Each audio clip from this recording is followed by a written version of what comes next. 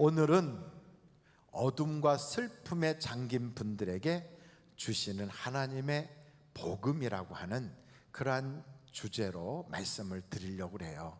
여러분, 코로나 바이러스가 이렇게 심하다 보니까 사람들이 자꾸 짜증도 나고 또 우울하기도 하고 왠지 모르게 자꾸만 마음이 불편한 거예요. 그래서 어둠과 슬픔에 잠긴 그분들에게 어떻게 하면 그것을 싹 벗어던지고 하나님이 주시는 놀라운 복음의 음성을 들을 수 있을까? 그래서 오늘 제목이 바로 그거예요. 한번 여러분, 여기 제목이 딱 뜨잖아요. 제목이 있어요, 없어요? 없어요? 아, 있네. 그럼 다 같이 한번 읽어보실까요? 시작. 어둠과 슬픔에 잠긴 자에게 주시는 복음. 경제적 어려움을 당하시는 분들에게 말씀드리는데 조금만 참으세요. 조금만. 지금 미국하고 중국하고 하여간 패권 싸움을, 이게 역사적 싸움에 대단하게 크게 붙었어요. 근데 그 틈바구니에 우리가 껴있어요. 꼭 고래들이 싸우는데 새우가 등 터지게 생겼거든요. 그렇지만 그것도 걱정하지 마세요. 지금 미국은 요즘 막 매년 한 7%의 경제 성장률이 나타나고 있어요. 중국은 6%에서 8% 경제 성장이 쫙 되고 있어요. 우리나라는 3.8%의 경제 성장이 이루어지고 있어요. 지금 자영업자라든지 국내 내수 경기라든지 이런 게 안 좋아서 그렇지 실제로는 수출도 잘 되고 뭐가 다 잘 되고 있어요. 다양하게.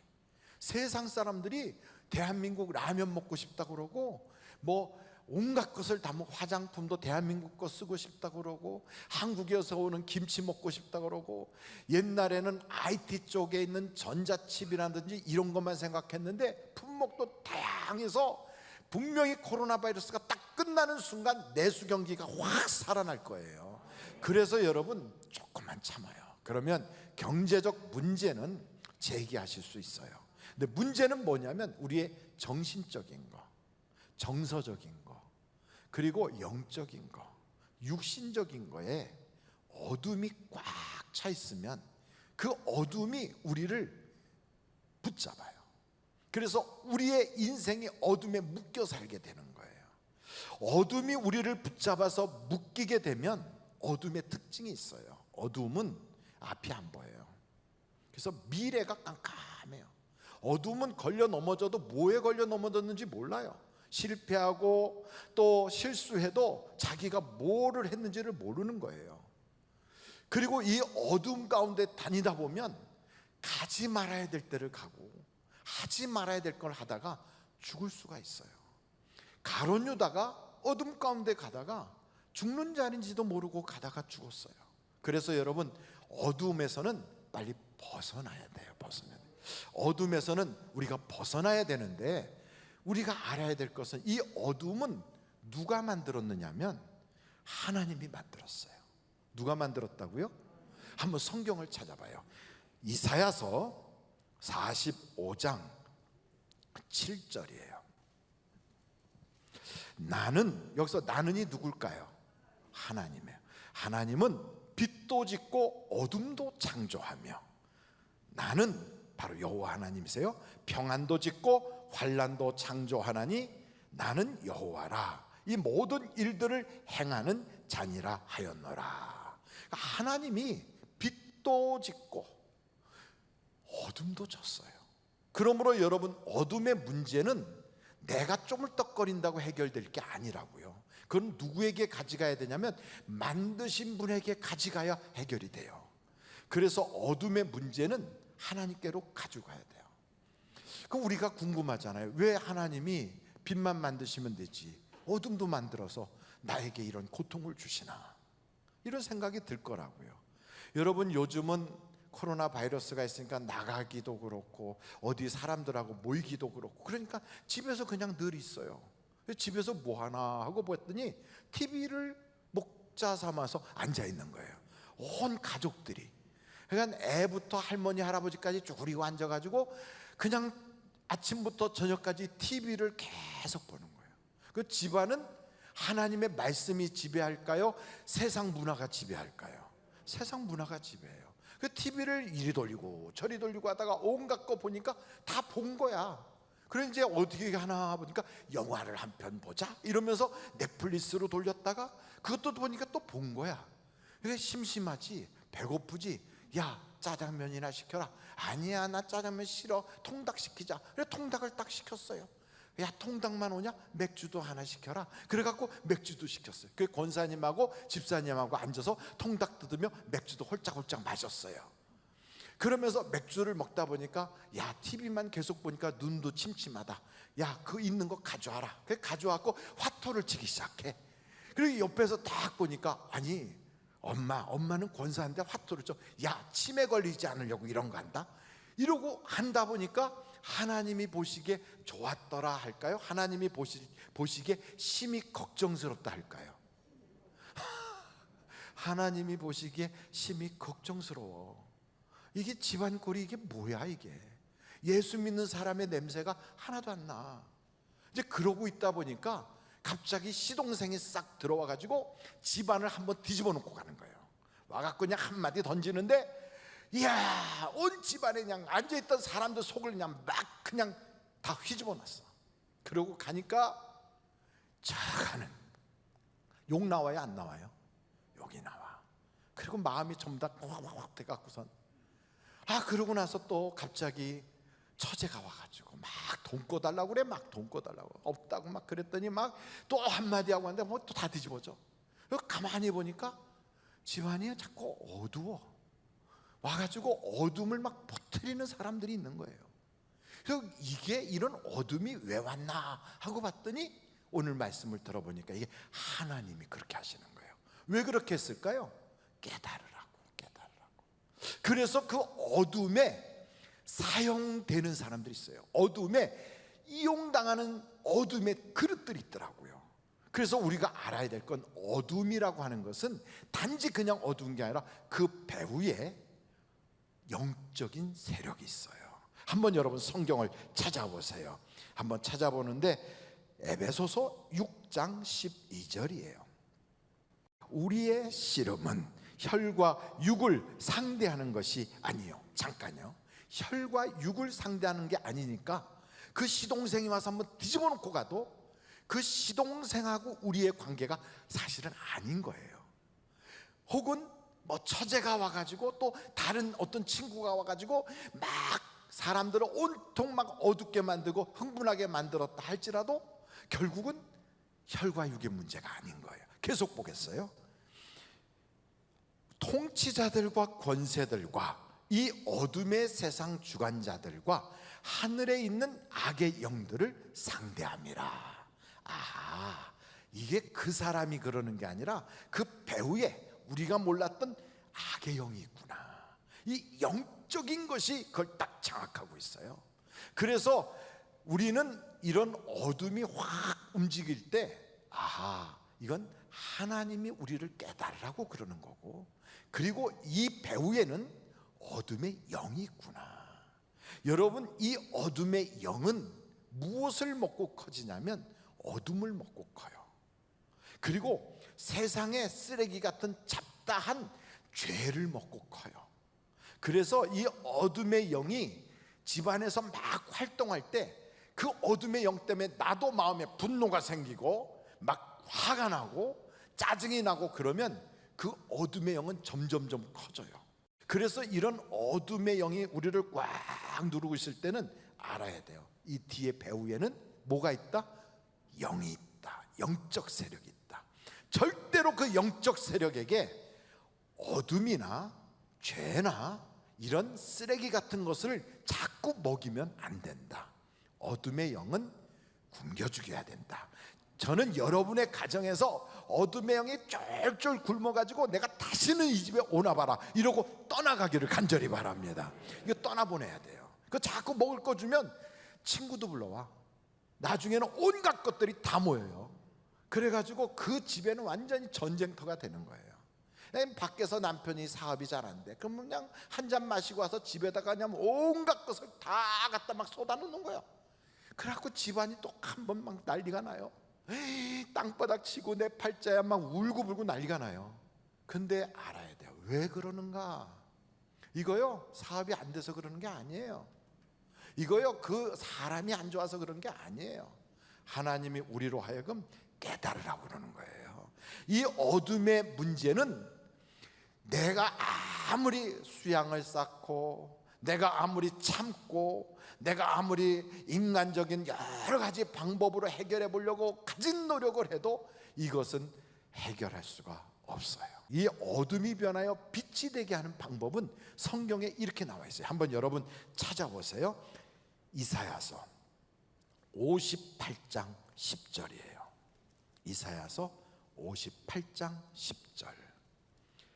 줄인 자에게 내 심정이 동하여 괴로워하는 자의 심정을 만족하게 하면, 이게 무슨 말이냐면, 지금 어둠의 주체같이 돼가지고 집안을 홀랑 뒤집어 놓는 그 사람이 사실은 누구냐면 괴로워하는 자거든. 그러니까 그러거든. 왠지 모르게 속이 괴로운 거예요. 그래서 이 괴로움을 혼자서 사귀지 못하고 막 터뜨려 버리는 거예요. 그래서 온 집안이 다 어두워지는 거예요. 이렇게 그 괴로워하는 자의 심정을 만족하게 해주라 이 말이에요. 그래서 기도를 해야 돼. 하나님, 지혜가 있어야 되겠어요. 내 사랑하는 여동생이 오늘 이상하게 마귀짓을 해요. 그런데 무엇으로 저 마음에 위안을 삼게 할지, 무엇으로 그 마음이 위로를 받을지, 하나님, 내가 사랑을 보여줄 수 있도록 내게 지혜를 주세요 해가지고, 그 마음에 줄인 마음이잖아요. 목마른 마음이잖아요. 세상 것이 해결이 안 됐잖아요. 막 이렇게 몸부림치는 그 사람을 하나님께서 지혜를 줘서 해결해 달라고 그렇게 간절히 기도하면, 그 다음에 어떤 일이 있느냐? 계속 보겠어요. 내 빛이 흑암 중에서 떠올라. 이 깜깜한 속에서, 이 속에서 빛이 쭉 올라와서 내 어둠이 낮과 같이 될 것이며.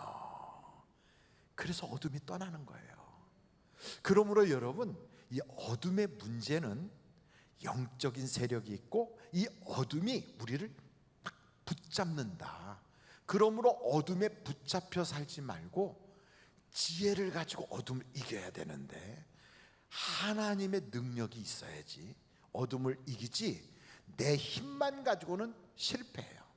그래서 제가 지금 알려드린 걸 가지고 안다고 해서 그냥 이대로 밀어붙인다고 안 돼요. 성령님이 그 순간에 역사를 해주셔야 이 한 단계 한 단계가 이게 순탄하게 가는 거예요. 이걸 성령의 역사가 없이 그냥 지식으로만 밀어붙이면 스게와의 집안에 있었던 불행이 시작이 돼요. 그게 뭐냐면, 스게와가 지식은 있어요. 예수의 이름으로 귀신을 쫓아낸다, 이런 지식이 있어요. 그래서 사도 바울이 말하는 예수의 이름으로 명하노니 귀신아 나가라, 그랬더니 그 지식만 가지고 하니까 귀신이 그러는 거예요. 사도 바울도 내가 알고 예수도 내가 아는데 넌 누구냐 하고 덤벼들어서 옷을 홀랑 벗겼다는 거예요. 아마도 그냥 홀랑 벗고 뛰는 게 그때부터 시작했나 봐요. 그러니까 여러분 집안에 그런 일이 생길 수도 있어요. 지식만 가지고 기도는 하지 않고, 영적인 그 파워가 지금 나에게 도전했는데 이 파워를 이길 수 있는 힘은 성령밖에 없는데, 성령을 동원하지 않고 내 머리만 동원해가지고 부딪히잖아요. 그러면 이 영적 세력이 나를 아주 우습게 봐가지고 넌 누구야? 그래가지고 도리어 더 화가 확 붙게 해요. 그래서 꼭 기억하셔야 돼요. 기도해야 된다. 기도. 아멘. 그냥 기도가 아니에요. 방언 기도하면서 하나님의 능력을 구해야 돼요. 성령이 임해야 돼요. 하나님, 우리 집안에 하나님이 다스려 주세요. 하나님이 우리 집안에 주인이 돼 주세요. 하나님, 우리 집안을 하나님이 임재해 주시고 좌정해 주세요. 세상 악한 마귀가 감히 넘보지 못하는 집안이 되게 해 주세요. 그래서 여러분, 그냥 집안에 울타리만 쳐놓고 밖에다 교패만 붙였다고 하나님이 다스리는 집안이 되는 게 아니라, 기도로 막고 예수 그리스도의 보혈의 피를 발라야 그 안에 저주가 못 들어오는 거예요. 그래서 여러분, 어둠을 이겨나갈 수 있기를 주님의 이름으로 축원합니다. 두 번째가 슬픔에 대한 이야기예요. 여러분, 모세는 무슨 얘기를 했냐면 시편 90편 10절을 보시면 이렇게 나와 있어요. 모세가 이런 이야기를 해요.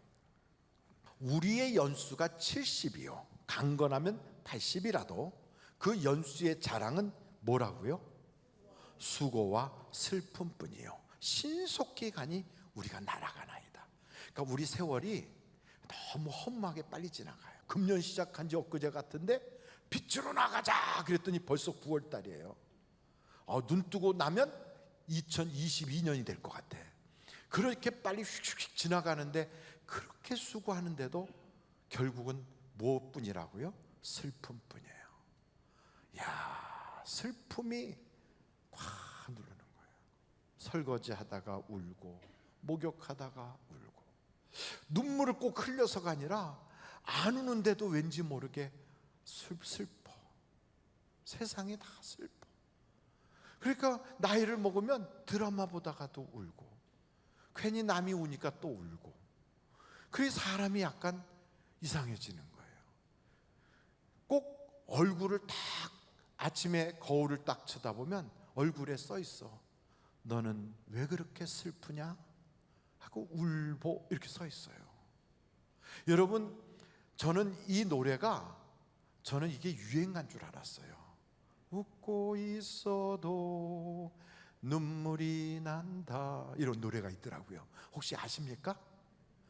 목사도 아는 노래를 여러분이 모른다는 건 여러분이 너무 거룩하다는 거죠. 그런데 이 노래가 잠언서더라고. 잠언서. 한번 잠언서를 찾아보겠어요? 14장 13절. 웃을 때에도 마음에 뭐가 있다고요? 슬픔이 있고 즐거움 끝에도 근심이 있느니라. 야, 그 옆에 내가 웃고 있는데 그게 웃는 게 아니고 우는 거였나? 맞아요. 이 세상에 아유, 저 집은 돈도 많고 애들도 잘 되는데 뭘 울 일이 있겠어. 아유, 저 사람은 뭐 남편이 그렇게 사랑해 준다는데 아이고 울 일이 뭐가 있겠어. 그렇게 다 이야기를 해도요, 알고 보면 다 울고 살아요. 우리가 이 세상에 딱 태어날 때부터 울기 시작했어요. 어머니 뱃속에서 나오면서 울어. 그러면서 결국 울면서 시작하는 거예요. 자식 때문에 울고, 내 몸이 아파서 울고, 외로워서 울고, 고독해서 울고, 내 맘 같지 않아서 울고, 남들이 내 마음 이해 못해서 울고, 이상하게 내 뜻대로 안 풀려서 울고. 왜 그렇게 울 일이 많아? 그래서 울 때는 어떤 때는 베갯잎 적셔가며 누워서 울고, 화장실 가서 혼자 울고, 또 그냥 아무도 없는 데서 쭈그리고 앉아 불 다 꺼놓고, 그리고 창가에 앉아서 혼자 울고. 울어 자꾸. 그러다 보니까 얼굴이 우는 상이 된 거예요.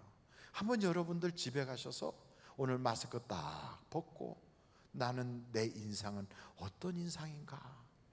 겉으로는 웃는 것 같지만 그 웃음 속에 감춰진 내 얼굴은 어떤 얼굴일까? 한번 살펴보세요. 여러분, 성경 전도서 2장 23절에는 이렇게 나와 있어요. 전도서 2장 23절. 일평생에 근심하며 수고하는 것이 뭐라고요? 슬픔뿐이라. 그래서 이 세상은요, 나이를 먹으면 먹을수록 자꾸 마음이 허전해지고 눈물만 자꾸 많아지고 그렇게 돼요. 그래서 알고 보면 울지 않는 사람이 아무도 없어. 다윗도 어렸을 때는 어머니 돌아가셔서 울고, 좀 커서 장가 갔더니 마누라 뺏겨서 울고, 그리고 자기 주변에 있는 사울과 같은 못된 사람 때문에 울고, 나중에는 그 아들과 친해졌는데 그 아들이 전사했다는 통지받고 울고, 또 자식을 낳더니 자식이 병들어 주고 울고, 그리고 또 어떤 자식은 아버지 마음 같지 않고 아버지한테 반항하면서 칼 들고 일어나 죽이겠다고 쫓아오다가 제풀의 전쟁에 져가지고 압살롬 같이 맞아 죽은 거 보고 울고. 야, 인생이 그냥 울 일이 왜 그렇게 많아? 울 일이. 한번 제가 여쭤볼게요. 여러분은 하나님이 울고 살라고 이 땅에 보내셨을까요? 아니면 그렇지 않을까요? 우리 하나님이 나를 이 땅에 보낼 때 영태가 너는 울면서 살다가 와라 하고 이렇게 보내셨을까? 아니에요. 성경을 보니까 항상 기뻐하라 그랬는데 우리를 울보로 인생 살라고 이 땅에 보내신 건 아닐 거란 말이죠. 그래서 성경을 보니까 우리 주님이 무슨 말씀을 했냐면 내가 질고의 짐을 짊어지고 너의 슬픔을 담당하였노라 그랬어요. 하나님이 우리의 슬픔을 담당해 주셨어요. 그러므로 여러분, 우리의 슬픔은 내가 해결해 보려고 안 돼요. 그거요, 이 세상에서 돈 많으면 해결될 것 같지만 잠깐 있다가 또 눈물이 나요. 내 자식이 잘 되면 웃을 일이 있을 것 같지만 다른 쪽에서 또 울 일이 또 생겨. 그래서 여러분, 우리의 인생에 끊임없이 찾아와요. 어떻게 해야만 이 슬픔이 사라지는가? 성경을 한번 보세요. 이사야서 35장 10절이에요. 이사야서 35장 10절. 여호와의 무엇을 받은 자들이? 속량함을 받은 자들이. 속량함이 뭘까요? 죄 용서 받은 거예요. 좁쌀알갱이만한 죄라도 하나님께 다 내놓고 그 죄를 예수님의 피로 싹 씻고 나면, 그러면 이 속량함을 받은 자들이 돌아오는데 노래하며 시온에 이르러 그들의 머리 위에 영영한 희락을 띠고 기쁨과 즐거움을 얻으리니 슬픔과 탄식이 사라지리로다. 그래요. 알고 보니까 돈 없어서 울었던 게 아니고요, 내 맘 같지 않아서 울었던 게 아니고요, 외로워서 울었던 게 아니에요. 우리는 잘 몰랐는데 그 울음에 뿌리가 깊이 파고 들어갔더니 내 속에 속량함 받지 못한 죄의 찌꺼기들이 남아있어서 자꾸 다른 쪽에서 울고 있었던 거예요. 그래서 이 죄의 문제가 해결이 되면, 그러면요, 환경이 바뀐 것도 아니고 무슨 애들이 잘 풀리는 것도 아니고 뭐 이 세상에 뭐 남편이 그냥 빵빵하게 뭘 해가지고 오는 것도 아닌데도 갑자기 속죄함 받은 그 기쁨이 내 속에서요 슬픔을 싹 걷어가요. 속죄함 속죄함. 예, 주님이 주시는 그 기쁨이 파도처럼 내게 밀려와요. 그래서 언제 그렇게 울보로 살았는지 싹 달라져서요, 그때부터 거울을 보면 웃음의 얼굴이 확 인상이 바뀌어요. 인상이. 여러분 한번 성경을 보겠어요. 시편 30편 11절이에요. 시편 30편 11절 같이 한번 다 같이 읽겠어요. 시작. 주께서 나의 슬픔이 변하여 내게 춤이 되게 하시며 나의 베옷을 벗기고 기쁨으로 띠우셨나이다. 아멘. 그럼요. 그래서 여러분, 슬퍼하는 자로 항상 해갖고 울보같이 살지 않고요, 어느 때부턴가 하나님이 주시는 기쁨이 내 속에 확 찾아오는 거예요. 그래서 오늘 읽은 본문 말씀에 보면 시편 97편 11절에 이렇게 나와 있어요. 한번 시편 97편 11절을 보고 오늘 마치도록 할 텐데 한번 보세요. 거기에 이런 말씀이 있어요. 같이 한번 읽겠어요. 시작. 의인을 위하여 빛을 뿌리고 마음이 정직한 자를 위하여 기쁨을 뿌리시는 도다. 뿌린대요. 저는 어렸을 때 피터팬 만화 영화를 봤거든요. 그 피터팬에서 제가 진짜 아주 너무너무 꼭 가까이 하고 싶었던 그 캐릭터가 있었는데, 띵거벨이에요. 띵거벨.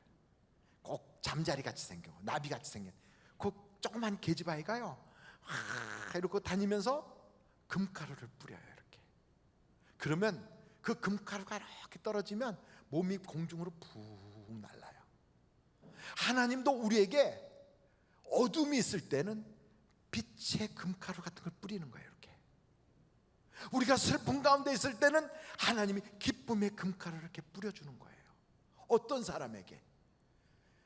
그 어둠을 성령으로 해결하려고 주님께 맡기는 사람에게, 그 슬픔을, 그걸 통하여 이제는 내가 아무 데서 우는 자가 아니야, 하나님 앞에 가서 울 거야 하고 하나님께로 슬픔을 가져가서 울면서 내 죄를 송두리째 다 해결받았을 때, 그때요 하나님이 푹 뿌려주세요.